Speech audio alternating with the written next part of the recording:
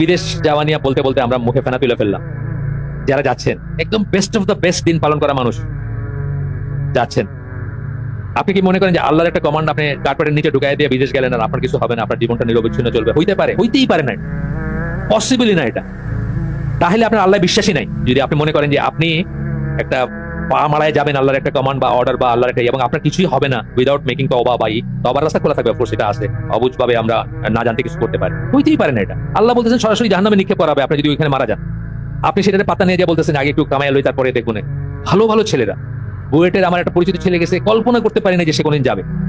তার ওয়াইফ পারলে ডেলি কান্দে যে বাচ্চা হয়েছে ওইখানে, ওটা তো আমেরিকান বাচ্চা, এবং আমেরিকান বাচ্চা হলে যদি কোনোভাবে সে জানে তো সে তার রাস্তা বাইর করে নিতে পারবে।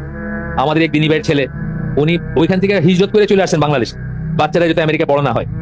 সেই ছেলে ওনারে না জানায় তার ওই যে একটা চিট দেয় আর কি, যে হসপিটালে জন্ম নেয় ওইখানকার একটা চিট দেয়, ওইটা দিয়া আমেরিকান এম্বাসিতে গিয়া আমেরিকান পাসপোর্ট করে আমেরিকা চলে গেছে। প্লেনে উঠা বাবার একটা ফোন করছে যে আব্বা আমি চললাম। বুঝছেন তো জন্ম দেওয়াটা কত বড় পাপ ওইখানে। জন্ম দিচ্ছেন শুধু ওই পাপ, উনি কিন্তু খুব ভালো আমলের মানুষ, উনি চলে আসছেন, বাচ্চারা একটু বড় হইতে উনি সবাইকে নিয়ে চলে আসছেন। ওনার আমেরিকান পাসপোর্ট উনি বাক্সবন্দি করে রেখে দিয়েছেন, কিন্তু ওনার ছেলে এই বড় হয়েছে পরে যখন জানছে, অনেকে বুদ্ধি দিচ্ছে তুমি এনে পড়ে আসো কেন, এদিকে একটা জায়গা হইলো থাকার, তোমার সারা দুনিয়া তোমার জন্য ওপেন। সে প্লেনে উঠে বাপের ফোন করছে, আব্বা আমি চললাম, আর সবকিছু সে বাপের অজান্তে করছে। অথচ ছেলেটাকে আমি চিনি, ভাজা মাছ কারে করে সেটাই জানে না, উল্টানোর কথা তো পরে থাক। এতই ভদ্র, কোনদিন চোখ তুলে তাকায় না সামনে আসে। এটা হচ্ছে আপনার অর্জন। আপনি মনে করলেন কিছু হবে না, ওই ভাই খুব ভালো আমলের মানুষ, খুব ভালো বোঝে, মারা গেছেন আল্লাহ জান্নাতুল ফিরদৌস, অত্যন্ত ক্লোজ আমার নিজের আপন ভাইয়ের মতো। কিন্তু একটা ভুল করছিলেন, সেই কবে ওই দেশে জন্ম দিয়েছিলেন বাচ্চাটা, ওইটা কবে আইসা তার বেলায় বাউন্স ব্যাক করলো আর কি জিনিস। তা মনে করেন না যে এমনি এমনি তওবা করেন, ঠিক আছে, তওবার রাস্তা তো খোলা আছে, কিন্তু মনে করেন না যে আপনি ওভারস্টেপিং করবেন আর আপনার কিছু হবে না। এই জন্য বলতেছেন আল্লাহর ওয়াদা সত্য, আমরা অনেক সময় মনে রাখি না। আল্লাহর প্রতিটি ওয়াদা সত্য, জান্নাতের জন্য সত্য, জাহান্নামের জন্য সত্য। তো বলতেছেন ও হিউম্যান কাইন্ড, হে মানব সকল, indeed the promise of Allah is truth, so let not the worldly life delude you. দুনিয়ার জীবন যেন তোমাকে মতিভ্রম না ঘটায়, তুমি যেন এটার ভিতরে বিভ্রান্ত হয়ে না থাকো, আটকায় না থাকো, deception. And be not deceived about Allah by the deceiver.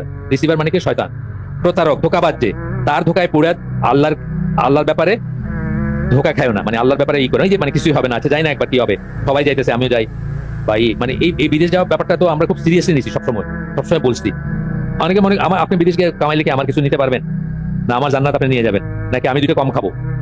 আমার তো কোনো সমস্যা নাই, আপনি যদি বিদেশে গিয়া প্রিন্স আগা খান হয়ে যান, আমার কোনো সমস্যা নেই। কিন্তু বলার কারণ কি, এটা আমি যখন আপনাকে দাওয়াত দিতেছি, মানে সৎ কাজে আদেশ, মন্দ কাজে নিষেধের প্রথমটা কি? তৌহিদের দিকে আদেশ, মন্দ কাজে নিষেধ মানে শিরক থেকে নিষেধ।